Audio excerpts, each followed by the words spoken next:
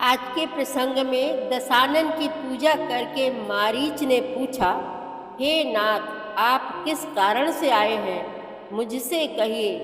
तब रावण ने कहा, मारीच, तुम एक कपटी हिरण का रूप धारण करो, जिससे मैं राजवधु का हरण कर लाऊं। यह बात सुनकर मारीच बोला, हे नाथ, जिससे आप वैर कर रहे हैं वह चराचर के स्वामी है, उनसे आप वैर न कीजिए। मैं एक बार मुनि विश्वामित्र के यज्ञ को विध्वंस करने गया था। तब उन्होंने मुझे बिना फल का बाण मारा था, तो मैं 100 योजन दूर यहाँ आकर गिरा था। उनसे बैर ना कीजिए, जिसके मारने पर ही मरना होता है और जिलाने पर जिंदा होना होता है। इस पर रावण बोला, अरे मूर्ख, तू मुझे ज्ञान देता है, मैं तुझे अभी मार डालूंगा। तब मारीच ने सोचा, रावण के हाथों मरने से अच्छा है कि मैं श्री राम के हाथों मरूं, जिससे मेरी सद्गति हो जाए। और वह रावण के साथ चल पड़ा। जाते हुए सोच रहा है कि मैं भी कितना भाग्यशाली हूँ। चराचर के स्वामी अपने हाथों से बाण संधान करके मेरा वध करेंगे। मैं उन्हें अपने आँखों से देखूंगा। वे बाण संधान करके मेरे पीछे दौड़ेंगे और मैं मुड़ मुड़ कर अपने स्वामी को देखूंगा।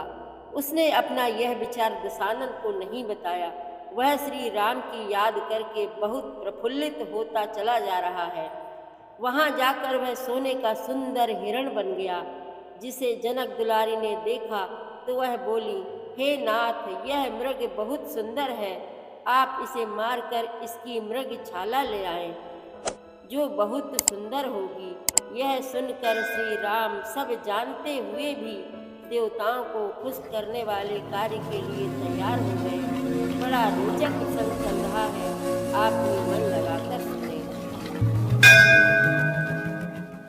श्री रामचरित मानस पाठ को सुनने वाले सभी श्रोताओं का स्वागत है। राम राम जी। पाठ प्रारंभ करने के पहले बोलिए, सियावर रामचंद्र की जय, पवन सुत हनुमान की जय, श्री तुलसीदास जी महाराज की जय।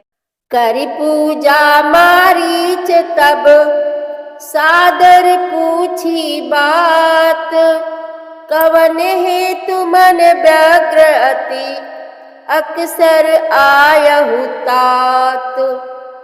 तब मारीच ने उसकी पूजा करके आदर पूर्वक बात पूछी, हे तात, आपका मन किस कारण इतना अधिक व्यग्र है और आप अकेले आए हैं।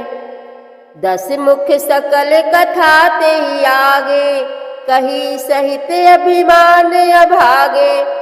होहु कपट मृग तुम छलकारी, जेहि विधि हरि आनो नृप नारी। भाग्यहीन रावण ने सारी कथा अभिमान सहित उसके सामने कही और फिर कहा, तुम छल करने वाले कपट मृग बनो, जिस उपाय से मैं उस राजवधु को हर लाऊं। तेहि पुनि कहा सुनहु 10 सीसा, ते नर रूप चराचर ईसा। तासो तात बैरु नहीं कीजय, मारे मरिय जियाए जीजय। तब मारीच ने कहा, हे 10 शीश, सुनिए, वे मनुष्य रूप में चराचर के ईश्वर हैं। हे तात, उनसे वैर ना कीजिए। उन्हीं के मारने से मरना और उनके जिलाने से जीना होता है। सबका जीवन मरण उन्हीं के अधीन है। मुनि मख राखन गया कुमारा, बिनु फर सर रघुपति मोहि मारा। सत जो जन आयऊ छन माही, तिन सन बयरु किए भल नाही। यही राजकुमार मुनि विश्वामित्र के यज्ञ की रक्षा के लिए गए थे। उस समय श्री रघुनाथ जी ने बिना फल का बाण मुझे मारा था, जिससे मैं क्षण भर में 100 योजन पर आ गिरा। उनसे वैर करने में भलाई नहीं है। भई मम कीट भृंग की नाई, जहाँ तहाँ मैं देखूं 2 भाई। जो नर तात तदपि अति सूरा, तिनहि विरोधि न आई ही पूरा। मेरी दशा तो भृंगी के कीड़े की सी हो गई है। अब मैं जहाँ तहाँ श्री राम लक्ष्मण दोनों भाइयों को ही देखता हूँ। और हे तात, यदि वे मनुष्य हैं तो भी बड़े शूरवीर हैं। उनसे विरोध करने में पूरा ना पड़ेगा, सफलता नहीं मिलेगी। जेहि ताड़ का सुबाहु हति, खंड्यो हर को दंड। खर दूषण तिसरा बध्यु, मनुज की अस बरि बंड।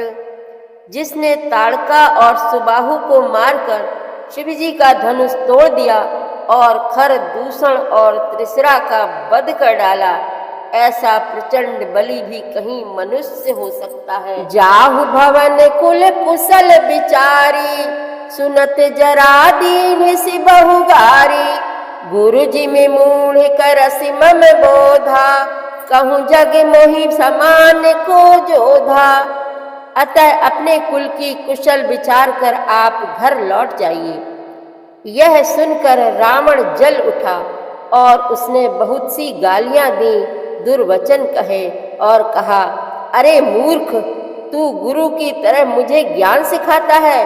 बता तो संसार में मेरे समान योद्धा कौन है। तब मारीच हृदय अनुमाना, न वही विरोधे नहीं कल्याणा। शस्त्री मर्मी प्रभु सठ धनी, वैद बंदी कवि भानस गुनी। तब मारीच ने हृदय में अनुमान किया कि शस्त्रधारी, मर्मी भेद जानने वाला, समर्थ स्वामी, मूर्ख धनवान, वैद्य, भाट, कवि और रसोइया, इन 9 व्यक्तियों से विरोध या वैर करने में कल्याण कुशल नहीं होता। उभय भांति देखा निज मरना, तब ताकिसी रघुनायक सरना। उतर देत मोहि बधब अभागे, कस न मरौ रघुपति सर लागे। जब मारीच ने दोनों प्रकार से अपना मरण देखा, तब उसने श्री रघुनाथ जी की शरण तकी, अर्थात उनकी शरण जाने में ही कल्याण समझा। सोचा कि उत्तर देते ही ना करते ही यह अभागा मुझे मार डालेगा, फिर श्री रघुनाथ जी के बाण लगने से ही क्यों ना मरूं। अस जिए जानि दसानन संगा, चला राम पद प्रेम अभंगा। मन अति हरस जनाब न तेहि, आज देखी हूँ परम स्नेही। हृदय में ऐसा समझकर वह रावण के साथ चल दिया। श्री राम जी के चरणों में उसका अखंड प्रेम है। उसके मन में इस बात का अत्यंत हर्ष है कि आज मैं अपने परम स्नेही श्री राम जी को देखूंगा, किंतु उसने यह हर्ष रावण को नहीं जनाया। निज परम प्रीतम देख लोचन, सुफल करि सुख पाई हो। श्री सहित अनुज समेत, कृपा निकेत पद मन लाई हो। निर्वाण दायक क्रोध जाकर, भगति अब सही बस करी। निज पानी सर संधानी, सो मोहि बदिहि सुख सागर हरि। वह मन ही मन सोचने लगा, अपने परम प्रियतम को देखकर नेत्रों को सफल करके सुख पाऊंगा। जानकी जी सहित और छोटे भाई लक्ष्मण जी समेत कृपा निधान श्री रामचंद्र जी के चरणों में मन लगाऊंगा, जिनका क्रोध भी मोक्ष देने वाला है और जिनकी भक्ति उन बस किसी के बस में ना होने वाले स्वतंत्र भगवान को भी बस में करने वाली है। आहा, वे ही आनंद के समुद्र श्री हरि अपने हाथों से बाण संधान कर मेरा वध करेंगे। मम पाछे धर धावत, धरे सरासन बान। फिरि फिरि प्रभु ही बिलो की हूँ, धन्य नमो सम आन। धनुष बाण धारण किए मेरे पीछे पीछे पृथ्वी पर पकड़ने के लिए दौड़ते हुए प्रभु को मैं फिर कर देखूंगा, मेरे समान धन्य दूसरा कोई नहीं है। तेहि बन निकट दसानन गयऊ, तब मारीच कपट मृग भयऊ। अति विचित्र कछु बरनि न जाई, कनक देह मणि रचित बनाई। जब रावण उस वन के, जिस वन में श्री रघुनाथ जी रहते थे, निकट पहुंचा, तब मारीच कपट मृग बन गया। वह अत्यंत ही विचित्र था, कुछ वर्णन नहीं किया जा सकता। सोने का शरीर मणियों से जड़कर बनाया था।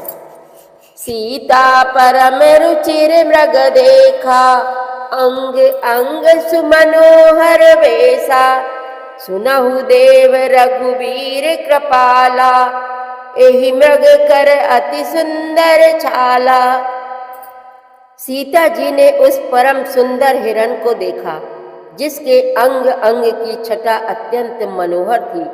वे कहने लगी, हे देव, हे कृपालु रघुवीर, सुनिए, इस मृग की छाल बहुत ही सुंदर है। सत्य संध्य प्रभु बधि करिएहि, आनहु चर्म कहति बैदेहि। तब रघुपति जानत सब कारण, उठे हरसि सुर काज समारन। जानकी जी ने कहा, हे सत्य प्रतिज्ञ प्रभु, इसको मारकर इसका चमड़ा ला दीजिए। तब श्री रघुनाथ जी मारीच के कपट मृग बनने का सब कारण जानते हुए भी देवताओं का कार्य बनाने के लिए हर्षित होकर उठे। मृग बिलो की कटि परि कर बांधा, कर तल चाप रुधिर सर सांधा। प्रभु लक्ष्मण ही कहा समझाई, फिरत विपिन निश्चर बहु भाई।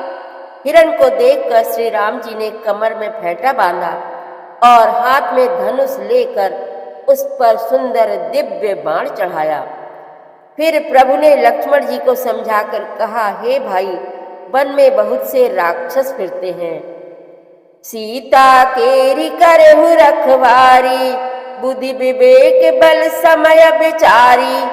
प्रभु ही बिलो की चला मृग भाजी, धाये राम सरासन साजी। तुम बुद्धि और विवेक के द्वारा बल और समय का विचार करके सीता की रखवाली करना। प्रभु को देखकर मृग भाग चला। श्री रामचंद्र जी धनुष चढ़ाकर उसके पीछे दौड़े। निगत नेति शिव ध्यान न पावा, माया मृग पाछे सोधावा। कबहु निकट पुनि दूरी पराई, कबहु के प्रगटई कबहु छपाई। वेद जिनके विषय में नेति नेति कहकर रह जाते हैं और शिव जी भी जिन्हें ध्यान में नहीं पाते, अर्थात जो मन और वाणी से नितांत परे हैं, वे ही श्री राम जी माया से बने हुए मृग के पीछे दौड़ रहे हैं। वह कभी निकट आ जाता है और फिर दूर भाग जाता है, कभी तो प्रकट हो जाता है और कभी छिप जाता है।